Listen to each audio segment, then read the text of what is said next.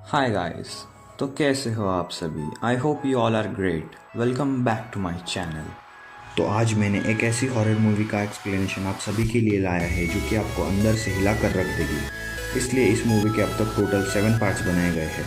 इस मूवी का नाम है रॉन्ग टर्न, पर इसका एक भी पार्ट हिंदी में डब नहीं हुआ है, जो कि इंडियंस के लिए काफ़ी बुरी बात है। तो बिना टाइम वेस्ट करते हुए आते हैं अपनी कहानी पर।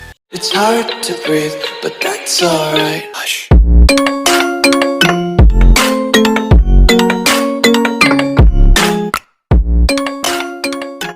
ये कहानी शुरू होती है वेस्ट वर्जीनिया के एक जंगल से, जहाँ एक कपल रिच और हैले माउंटेन क्लाइंबिंग कर रहे थे।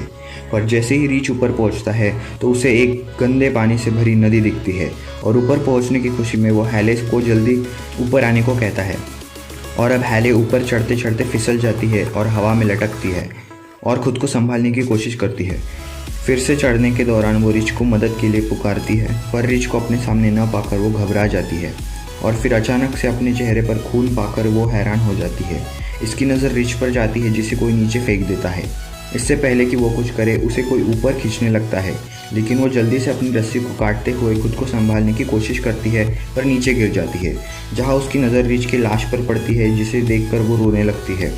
और इसी दौरान उसे पहाड़ी से कुछ आवाज़ें आती है, जिसे सुनकर वो अपनी जान बचाने के लिए अपनी गाड़ी की तरफ भागती है। लेकिन तभी उसका पाँव एक नुकीली तार में फंसता है और वो गिर जाती है और कोई उसे पीछे से खींचने लगता है। अब हमें इस जगह की न्यूज़ दिखाई जाती है, जहाँ इस जगह में एक के बाद एक गाड़ी लापता होने की खबर होती है। यहाँ तक कि लोग इस जगह चुड़ैल होने का भी दावा करते थे। अब हमें फिर से इस इलाके का नज़ारा दिखता है, जहाँ एक रोड पर क्रिस को देखते हैं, जो कि अपने इंटरव्यू के लिए दूसरी जगह जा रहा था। फिर सफ़र के दौरान वो एक ट्रैफिक जाम में फंसता है और वो ट्रैफिक को आगे बढ़ता न देखकर उसे लेट होगा ऐसा उसे लगता है। फिर वो गाड़ी से उतरकर अपने सामने वाले ट्रक के ड्राइवर से ट्रैफिक होने की वजह पूछता है। तब ड्राइवर उसे बताता है कि 5 मील दूर एक केमिकल ट्रक पलट गया है, जिसके चलते हुए अब घंटों लगेंगे तुम्हें इस ट्रैफिक से निकलने के लिए। ये सब सुनकर क्रिस परेशान होता है और वापस गाड़ी में आकर बैठता है और अपनी गाड़ी को वापस मोड़ लेता है, और फिर अपनी कंपनी में फ़ोन लगाकर उन्हें ट्रैफिक में फंसने की खबर देने वाला होता है। और पहाड़ी इलाका होने के कारण उसके फ़ोन में रेंज नहीं आती और वो गुस्से में अपने फ़ोन को बाजू वाली सीट पर फेंक देता है। अब फ़ोन की तलाश में उसकी नज़र एक गैस स्टेशन पर पड़ती, लेकिन उसी रास्ते में एक के बाद एक गाड़ियाँ उसे दिखती है और उधर से गुजरते हुए वो एक गैस स्टेशन पर पहुंचता है, जहां उसकी नज़र गैस स्टेशन के मालिक पर पड़ती है, जो कि किसी बीमारी में होता है। पर तभी क्रिस अपनी कंपनी में फ़ोन करता है, लेकिन फ़ोन डेड होने की वजह से उसके कांटेक्ट नहीं हो पा रहा था। अब वो गैस स्टेशन के मालिक से शहर पहुंचने के दूसरे रास्ते के बारे में पूछता है, लेकिन वो इसके बातों को इग्नोर करता है। लेकिन तभी उसकी नज़र एक मैप पर जाती है, जहां उसे शहर पहुंचने का एक कच्चा रास्ता दिखाई देता है। अब वो गैस स्टेशन के मालिक से उसी रास्ते के बारे में पूछता है, जिसे सुनकर वो उसे रास्ता बताता है। अब वो गाड़ी लेकर वहाँ से निकलता है और घने जंगल से एक इंटरसेक्शन तक पहुँचता है, जहाँ इसे 2 रास्ते दिखाई देते हैं और वो सोच में पड़ता है कि किस रास्ते से जाया जाए। तो वो कच्चे रास्ते से जाने का तय करता है और वहाँ से जाता है। और तभी इसकी नज़र एक हिरन पर पड़ती है, जो कि मरा हुआ था। उसे देखने के चक्कर में उसकी गाड़ी सामने की गाड़ी से टकरा जाती है, जिससे दोनों गाड़ियों का भयानक एक्सीडेंट होता है। पर क्रिस इस हादसे में बच जाता है। पर तभी सामने वाली गाड़ी का मालिक इसे देखने के लिए इसकी तरफ आता है और उसे उसका हाल पूछता है। अब खुद को संभालते हुए क्रिस उसे माफ़ी मांगता है और नुकसान की भरपाई करने की बात करता है। अभी वो उन्हें गाड़ी बीच सड़क पर रोकने की वजह पूछता है। तब फ्रांसिन उसे बताती है कि सड़क पर किसी ने कांटों की तार बिछा रखी है, जिससे उनकी गाड़ी का टायर फट गया है। अब इनकी फ्रेंड गैस स्टेशन पर जाने को कहती है, लेकिन क्रिस उसे जाने से मना करता है, क्योंकि वो पहले ही वहां जा चुका था। तब सभी अकेले चलने का फैसला करते हैं, पर इवान और फ्रांसिन इन गाड़ियों की देखभाल करने के लिए वहां रुक जाते हैं। थोड़ी दूर जाकर बाकियों को जंगल में टायर जलते दिखाई देते हैं, जिसे देखकर उन्हें वहां खतरा होगा ऐसा लगता है, और क्रिस सबको आगे बढ़ने को कहता है। पर तभी हम फ्रांसिन और इवान को देखते हैं, जिन्हें पास के झाड़ियों से कुछ हलचल महसूस होती है और इवान उस जगह जाने लगता है। पर तभी फ्रांसिन उसे वहां न पाकर इसे ढूंढने इसके पीछे जाती है।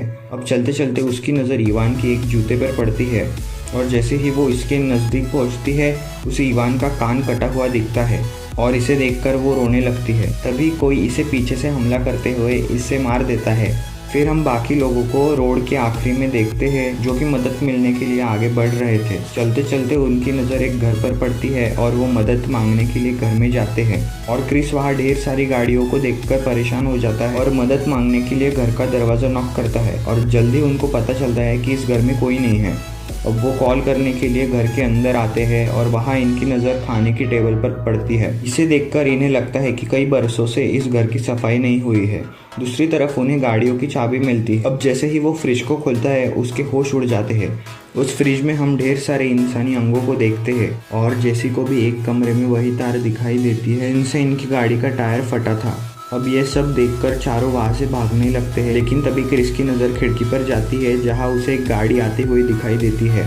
अब चारों घर के पिछले दरवाजे की तरफ भागते हैं, लेकिन दरवाज़ा बंद होने की वजह से वो वही छुप जाते हैं। तभी हम एक हत्यारे को अंदर आते हुए देखते हैं जो कि फ्रांसिन की लाश ज़मीन पर फेंकता है और हमारी नज़र फिर क्रिस और जेसी पर जाती है जो इसकी लाश को देखकर सदमे में चले जाते हैं। और वहाँ हम पहली बार उन 3 आदमखोरों को यानी इंसान खाने वाले लोगों को देखते हैं जिनका चेहरा बिल्कुल राक्षस जैसा था, जो फ्रांसिन की लाश को उठाकर टेबल पर रखते हैं और अपने तेज धार चाकू से उसे काटना शुरू करते हैं।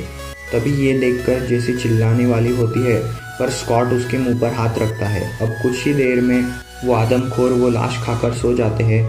जहां मौका पाकर सभी वहां से निकलने वाले होते हैं, अभी एक आदमखोर की नज़र इन पर पड़ती है जिसे देखकर सभी भागने लगते हैं। अब ये देखते ही देखते ये आदमखोर भी उनकी गाड़ी लेकर इनके पीछे ढूंढने आ जाते हैं और क्रिस को उनकी गाड़ी चुराने की आइडिया आती है और चिल्लाते हुए उनका ध्यान उसकी तरफ करता है, लेकिन तभी एक आदमखोर उसके पैर पर गोली चलाता है और वो गिर जाता है। ये देखकर बाकी 3 घबरा जाते हैं और हम स्कॉट को एक जंगल की तरफ भागते हुए देखते हैं और जैसे ही इसकी नज़र उस ट्रक के ऊपर जाती है तो वो उस ट्रक के पास जाने लगता है। उसी वक्त एक एरो इसके सीने के आर पार चला जाता है और बाकी के तीनों अपनी जान बचाने के लिए ट्रक में भाग जाते हैं। जहां कुछ दूर जाकर इनका ट्रक कीचड़ में फंसता है और इन सबको वो ट्रक वही छोड़ना पड़ता है।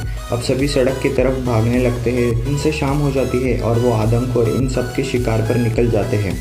दूसरी तरफ वो एक जगह आराम करने के लिए रुकते हैं जहां कार्ली इनको ऊपर देखने का इशारा करती है और जैसे ही वो पलटकर देखते हैं उनके सामने एक वॉच टावर उन्हें दिखाई देता है और फिर हम उन्हें ऊपर चढ़ते हुए देखते हैं, पर ऊपर किसी को न पाकर वो उदास हो जाते हैं। तभी जेसी को वहाँ एक फर्स्ट एड बॉक्स दिखाई देता है जिसकी मदद से वो क्रिस की मरहम पट्टी करती है।